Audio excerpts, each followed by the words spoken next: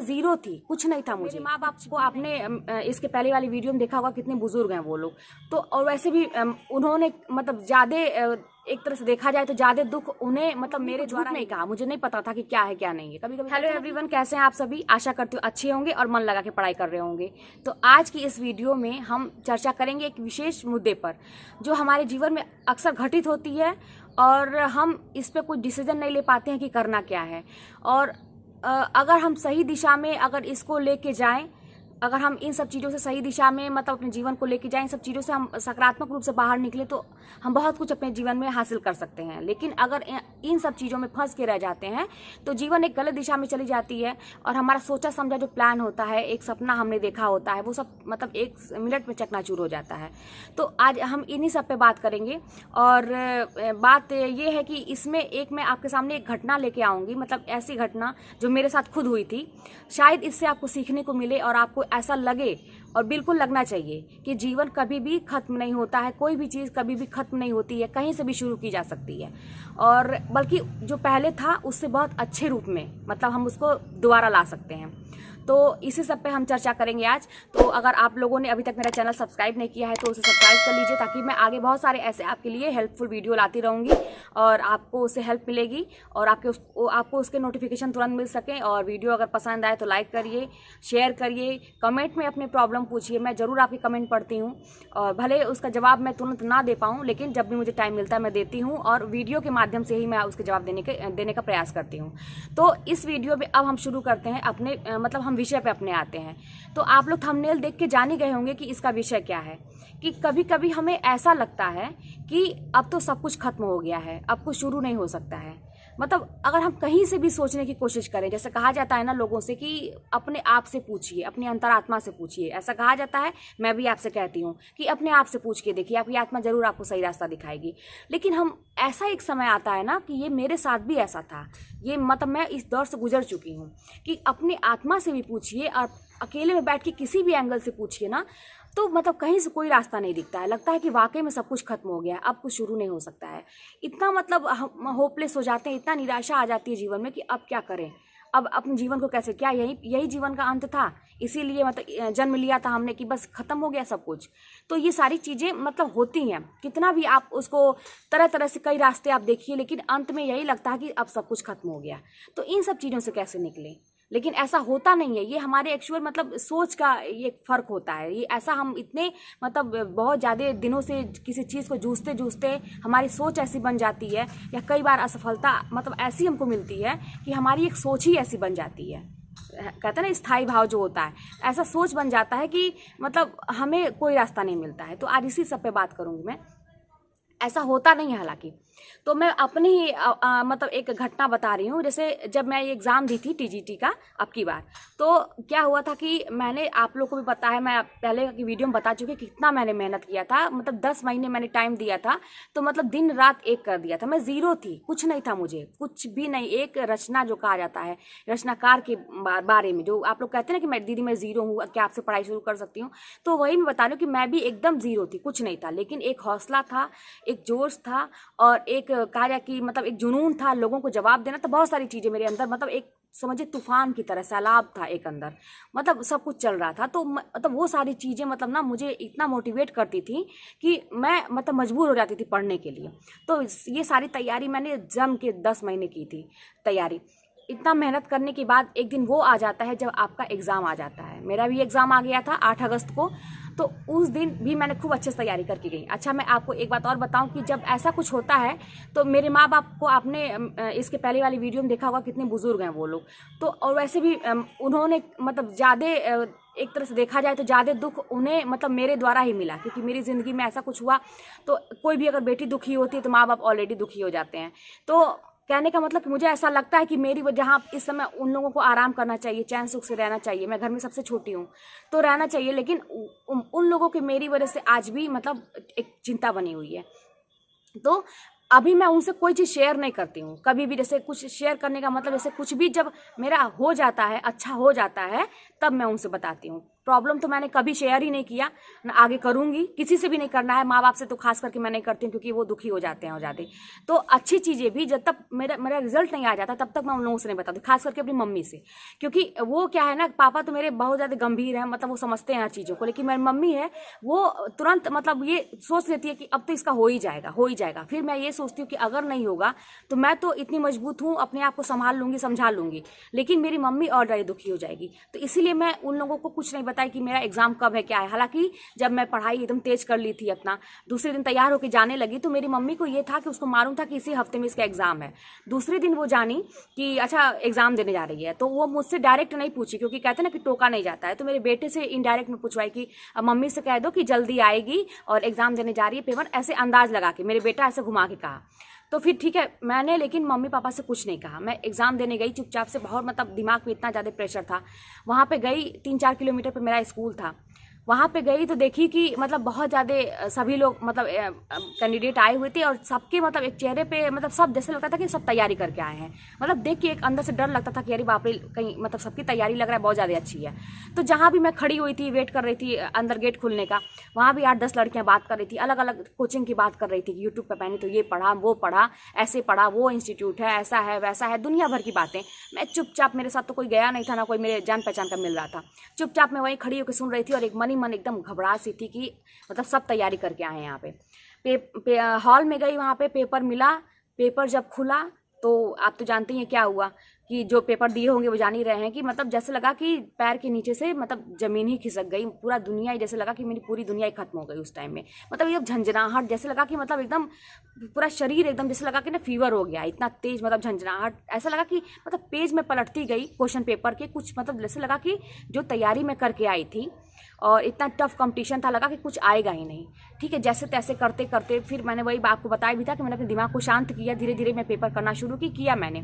लेकिन वो चीज़ नहीं था जैसा मैं सोच के गई थी कि वैसा मेरा पेपर होगा। एकदम निराशा, एकदम निराशा, यही सोची कि मेरा तो होगा नहीं, होगा ही नहीं, क्योंकि हमेशा 120 के ऊपर जिसका रहता है, मतलब 110 के ऊपर जिसका रहता है, 115 रहता है उसका होता है। मेरा तो उतना क्वेश्चन ही नहीं सही है। कितने ज़्यादा क्वेश्चन तो मैंने अंदाज लगा के किए हैं, और कितने क्वेश्चन तो मतलब मेरे गलत ही हो गए। अब वहीं पे मतलब मुझे याद आ गए सारे जो गलत हुए थे क्वेश्चन, वहीं पे आंसर याद आ रहे थे, इतने सारे मेरे क्वेश्चन। मतलब बहुत निराशा।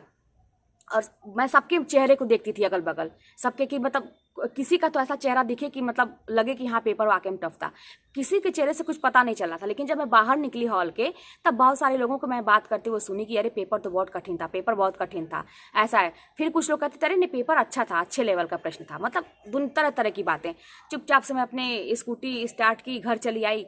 और मम्मी को तो पता ही था कि एग्ज़ाम देने गई है, तो बैठ के मतलब गेट, मेरा बेटा गेट खोला और मम्मी अंदर से ही बैठ के देख रही थी कि मतलब कुछ रिस्पांस देगी, चेहरा इसका हंसता हुआ आएगा कि पेपर बहुत अच्छा हुआ है। तो मैं भी कुछ बोली नहीं, चुपचाप से, मतलब बहुत ही दुखी थी मैं। अंदर गई, अपना लेट गई। मैं बहुत थक चुकी थी, मतलब साल भर से मेहनत करते करते, और एक दिन पहले भी इतना मैं बहुत थक चुकी थी। लेकिन नींद भी कहाँ आए, इतना ज़्यादा पेपर ख़राब किया था, नींद भी कहाँ आए। तुरंत मैं यही सरस्वती पांडे की किताब सामने पढ़ी हुई थी, कुछ जो मतलब पंक्तियाँ थी इसी से आई हुई थी।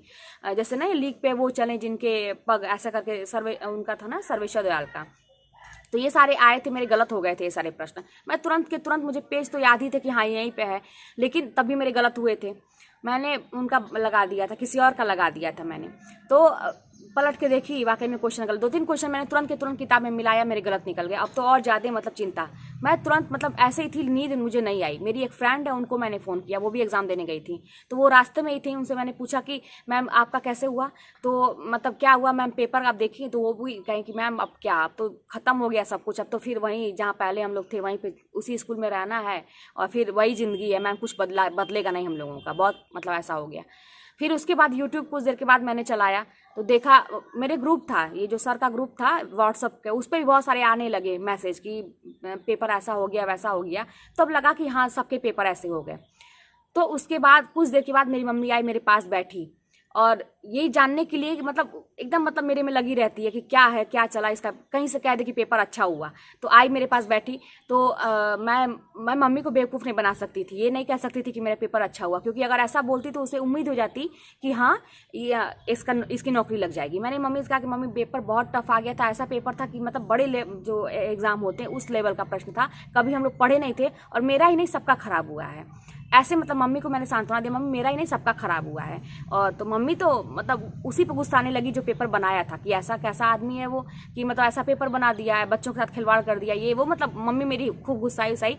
लेकिन मम्मी कही चलो ठीक है कोई बात नहीं। तो फिर लेकिन मम्मी से मतलब इतना ही बोली और कुछ नहीं। उसके बाद यूट्यूब पे आने लगे सबके रिएक्शन की अब क्या होगा, ये वो, रोने वोने वाले सारी चीज़ें। तो लगा कि हाँ वाकई में। फिर मेरे सर जो थे सुनील बिजला सर जी, वो वॉइस मैसेज कर करके, उस समय लगता था ना कि जैसे उनकी बातें मतलब एक टैबलेट नहीं होता है पेन किलर जैसे होता है ना, कि यही लगता था कि सर कहीं से कह देते कि अरे हो जाएगा तुम्हारा, अरे हो जाएगा तुम्हारा, कहीं से कह देते कि अरे नहीं ठीक है हो जाएगा। मतलब यही लगता था कि मतलब कुछ भी कोई ऐसा एक उम्मीद दिखाता। सर बोले, उसमें बोल रहे थे कोई बात नहीं है, हो गया पीजीटी पे ध्यान दीजिए, पीजीटी पे। मैंने तो पीजीटी का फॉर्म ही नहीं भरा था, मैंने क्योंकि मेरे पास हिंदी से मेरा एमएनए, सोशियोलॉजी से मेरा एमए मैंने नहीं भरा था। पूरी तरह से निराशा। लेकिन सारी चीज़ें देखने के बाद, सब कुछ मिलाने के बाद मेरे एवरेज मतलब क्या 83 प्रश्न मेरे सही हो रहे थे, बाद में मतलब 80 हो गए थे बाद में जो आयोग से आया था। तो इतना होने के बाद इतने मैंने सोचा इतने पे कहाँ होता है, 110 115 पे होता है, अब तो मेरा कहीं से नहीं होने वाला है।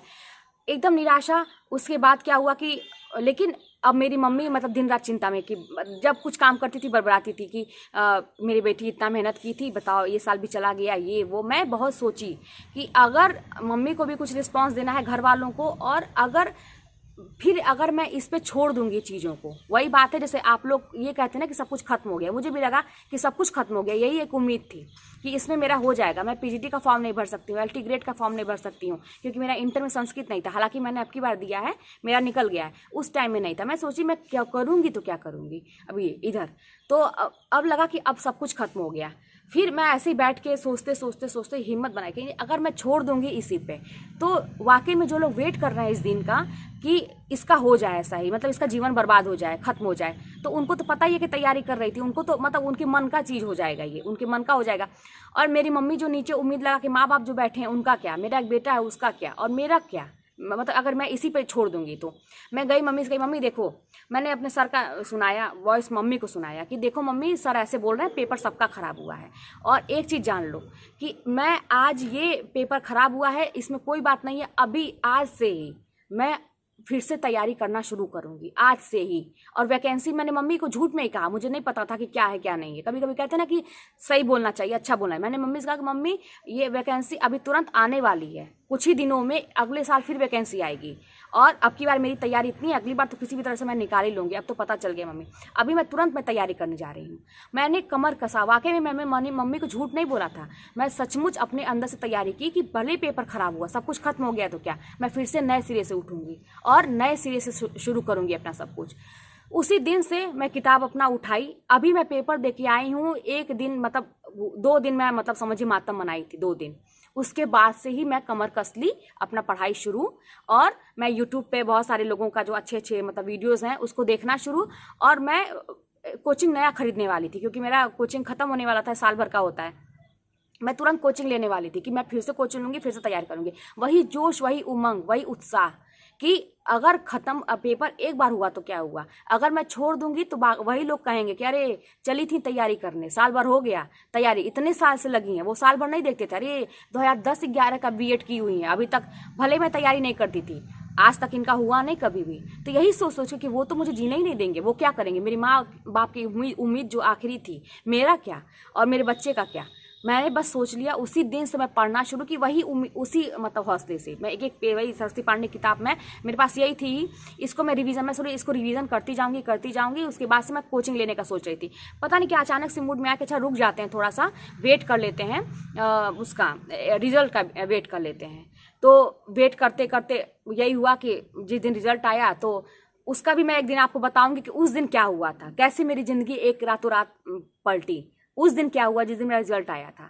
तो आज की वीडियो में यही था कि जब आपको लगे कि सब कुछ खत्म हो गया है, जब मेरा ये पेपर खराब हुआ, मेरे सामने कोई ऑप्शन नहीं था कि मैं दूसरा कोई वैकेंसी, मतलब यही हल्ला था कि एलटी ग्रेड का आएगा, आपको पता है। तो मुझे तब मैं हिम्मत नहीं हारी, इतना मतलब अपने जीवन में इतना झेलने के बाद मतलब मेरा सब कुछ खत्म था। आप लोग शायद मेरे विषय में जानते हैं कि नहीं, आप लोग देखिएगा अतुल एकेडमी पे मेरा इंटरव्यू हुआ है। सब कुछ खत्म होने के बाद मैंने फिर से कमर कसी कि नहीं, अब से मैं फिर से स्टार्ट करूँगी। तो यही कहने का मतलब है कि आप लोग ये बिल्कुल मत सोचिए जिसके जीवन में अगर एक बार असफलता हुई है या लगे परिवार से या कहीं से भी कि सब कुछ खत्म हो गया है, तो खत्म नहीं हुआ है। आपको एक बार हिम्मत करके खड़े होने की ज़रूरत है। आप लोग दंगल दंगल की एक लाइन है ना, सुने होंगे कि उसमें है कि धड़कने छाती में जब दुबक जाती हैं, पीठ थपथपा इनको फिर जगह बात बन जाती है। तो वही बात है कि अपने आप को पीठ थपथपाने की ज़रूरत है, हौसले को बढ़ाने की ज़रूरत है। तो आज की वीडियो में इतना ही। आगे मैं एक वीडियो और बनाऊंगी कि रातों रात मेरी किस्मत कैसे पलटी। मतलब एक दिन, मतलब उसी दिन 1 घंटे पहले मेरे जीवन में एकदम निराशा थी, वहीं रिजल्ट आ गया तो मेरे जीवन में क्या हुआ, तो वो भी मैं बताऊंगी। आप सबको ये प्रेरणा देने के लिए था और आप लोग वीडियो में बने रहे, बहुत अच्छी बात है। और इससे सीखिए कि कभी जीवन खत्म नहीं होता है। चलिए मिलते हैं नेक्स्ट वीडियो में।